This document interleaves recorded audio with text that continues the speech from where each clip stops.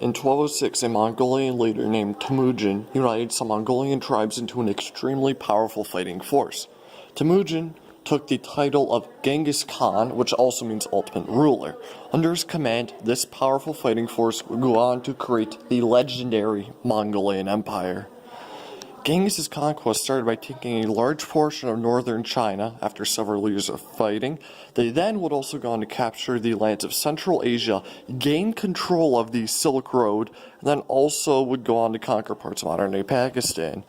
So these people were pretty competent at conquering stuff. But in 1227, Genghis Khan, he died, so it's fat rip, but thankfully his sons and grandsons, now having all the power that he had, were able to keep expanding. So then they decided to go take the entirety of Russia, China, most of Southwest Asia, but then were stopped by the Mediterranean Sea. So these people had a really large empire. And the Mongols were able to do this because they were very effective at conquering things. They were very fierce and skilled warriors, and they also had very skilled horsemen. They could ride horses while sleeping, which is, well, quite frankly, pretty friggin' cool. Genghis Khan was also an excellent military leader. His strategies were very effective and would often lure enemies into traps. But they were also ruthless. If a conquered city rebelled, it would be burnt to the ground and no survivors would be left. So you didn't really want to screw with these people, otherwise, congratulations, you're dead. But if a city agreed to being conquered and would, be peaceful under their control, they would be left to keep their own culture and religion, which is very cool for that time period, and even now. In 1258, the Mongol conquerors stormed Baghdad and killed the last Abbasid ruler, ending the Muslim Empire. The Mongol Empire extended across Eurasia by 1260, from Europe to China.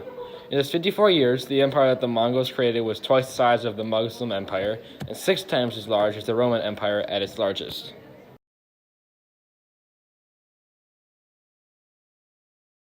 The Mongol Empire controlled the Silk Road in Eurasia. The trade in the Mongol Empire was very strong since they developed many trade routes and networks. More and more goods went along the Silk Road. The Mongols used paper money promoting trade. They also used a passport and a credit card of some sorts, indicating how important the traveler was and the level of service they should get on their trip. The Mongols had little experience with governing, much less governing an empire, as they were nomads. Their legal system was made up with their strong moral code, making stealing, betraying, and other things illegal. In 1265, the mighty Mongolian Empire split into 4 parts called Khanate. This collapse was mainly caused by the bubonic plague, which, that'll do that to you, but political disunity and their loss of their warrior spirit also didn't help the matter. The plague killed half of China in 20 years and also spread along the Silk Road to Europe, and obviously this slowed down trade because, you don't want to spread disease and die. The links between the 4 Khanate also slowed around this time. 2 of the Khanate were overthrown quickly, those being the Persian Khanate in 1335, and in 1368 the Chinese Khanate fell as well. The Mongols that ruled Russia, known as the Golden Horde, or Russian Khanate, broke up over the next couple hundred years. Only in Central Asia did the Mongols, led by Timur Lang, or also known as Timur the Lame, would remain in power.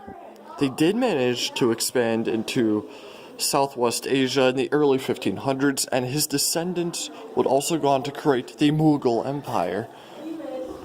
So overall, the Mongolian Empire was the largest empire the world has ever seen, and has most definitely had a permanent effect on the modern world today.